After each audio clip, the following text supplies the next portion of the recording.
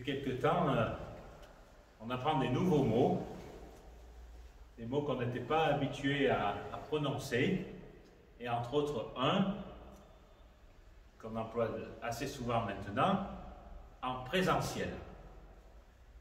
Ça ne serait pas devenu à l'idée il y a un an d'employer ce vocabulaire, mais maintenant on fait la différence entre en présentiel et en distanciel quand on suit les cours sur l'ordinateur, quand en famille on se parle par Zoom, quand on fait des réunions en visioconférence.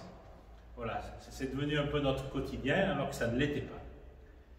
Et quand on relit les prophéties qui nous sont données dans ce temps de l'Avent, en particulier le passage d'Isaïe qu'on entendait dimanche dernier à la messe, on a l'impression que le prophète Isaïe, il réclame un Dieu du présentiel.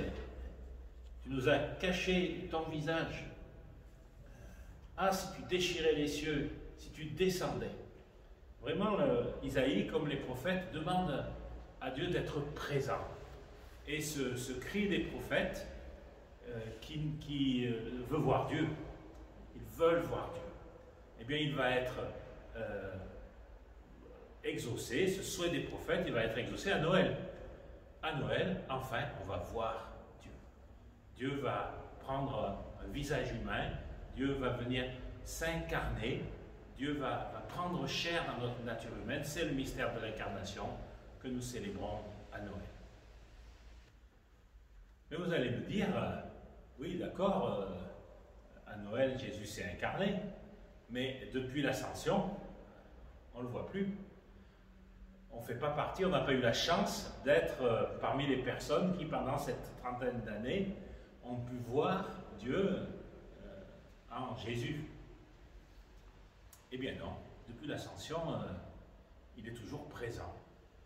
Et c'est ce que j'aimerais méditer un peu avec vous aujourd'hui. Jésus ne nous enlève pas sa présence, n'enlève pas sa présence aux apôtres le jour de l'ascension. Et il nous le dit, par plusieurs fois il nous le dit dans l'Évangile. Il nous dit, je suis avec vous tous les jours jusqu'à la fin des temps. Sa présence, elle est là, tous les jours avec nous jusqu'à la fin des temps. Et il nous donne son esprit, c'est par son esprit bien sûr qu'il va être présent. Alors ça, vous allez me dire aussi, ben oui, d'accord, par son esprit, mais justement, si c'est spirituel, ben c'est pas présentiel, on ne le voit pas.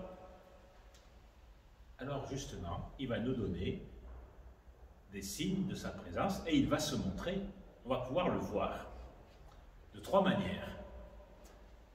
La première, c'est, souvenez-vous de l'évangile de dimanche avant, de la fête du Christ roi. J'avais faim, vous m'avez donné à manger, j'avais soif et vous m'avez donné à boire, j'étais nu, vous m'avez habillé, j'étais malade, j'étais en prison, vous êtes venu me visiter, j'étais étranger, vous m'avez accueilli. Chaque fois que vous l'avez fait à l'un de ces petits, c'est à moi que vous l'avez fait. Jésus se montre, Jésus est visible, est présent et en présentiel à travers les autres, à travers le frère, à travers en particulier le frère qui demande, qui a besoin, qui attend quelque chose de moi. Première présence de Jésus. Et là, elle est visible, elle est réelle. Autre présence de Jésus. Quand deux ou trois sont réunis en mon nom, je suis au milieu d'eux. Je suis visible à travers deux ou trois, il n'y a pas besoin d'être nombreux. Deux ou trois réunis au nom de Jésus, c'est déjà l'Église, c'est la petite communauté d'Église, et Jésus est présent et visible dans cette petite communauté d'Église. J'ai bien apprécié, après le premier confinement, certaines familles qui m'ont dit au début du confinement, on a essayé de regarder la messe à la télé le dimanche. Bon, c'est un écran, c'est encore une fois derrière un écran, c'est pas en présentiel. Alors on a préféré, finalement, en famille, eh bien, se mettre faire un coin de prière, et puis lire les lectures, chanter, que les enfants, les parents, chacun apporter son intention de prière, faire des petits gestes symboliques, prier ensemble. Voilà. Là, c'était en présentiel. Jésus était présent dans cette petite communauté d'église que forme une famille. 2 ou 3 réunis au nom de Jésus, pas pour jouer à la belote ou pour aller regarder un match, mais 2 ou 3 réunis au nom de Jésus, c'est déjà l'Église et Jésus est en présentiel. On le voit, il est vivant. Quand notre évêque nous parle dans sa dernière lettre pastorale, qu'on a un petit peu oublié à cause de tous ces événements du Covid, il faudra bien y revenir. Quand notre évêque nous parle de petites communautés de base, où on partage la parole, où on vit la vie fraternelle, où on se met au service des autres, c'est ça. L'Église, Jésus, présent à travers la communauté des croyants.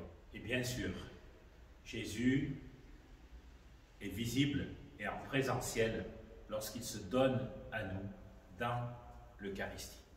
Ceci est mon corps, prenez et mangez. Ceci est mon sang, prenez et buvez. Non seulement il sera présent, visible, mais il se donne aussi à toucher, il se donne aussi à manger.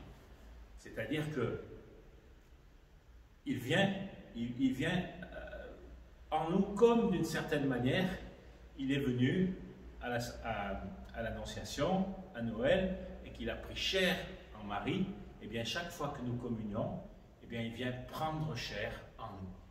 Et là, ça ne peut pas être plus en présentiel qu'autre chose, puisqu'il est même en chacun et chacune de nous. Alors, heureusement, nous pouvons nous retrouver maintenant pour les Eucharisties le dimanche. Dimanche dernier, on a été un peu limité. À partir de ce dimanche, on l'est toujours, mais moins. On va s'organiser pour que dans chacune de nos églises, en respectant bien toutes les consignes sanitaires, on puisse accueillir tous ceux qui veulent y venir, recevoir Jésus en présentiel et nourri de son corps et de son sang, être à notre tour, là où nous sommes, la présence de Jésus. Eh bien, je vous souhaite un bon dimanche. Merci.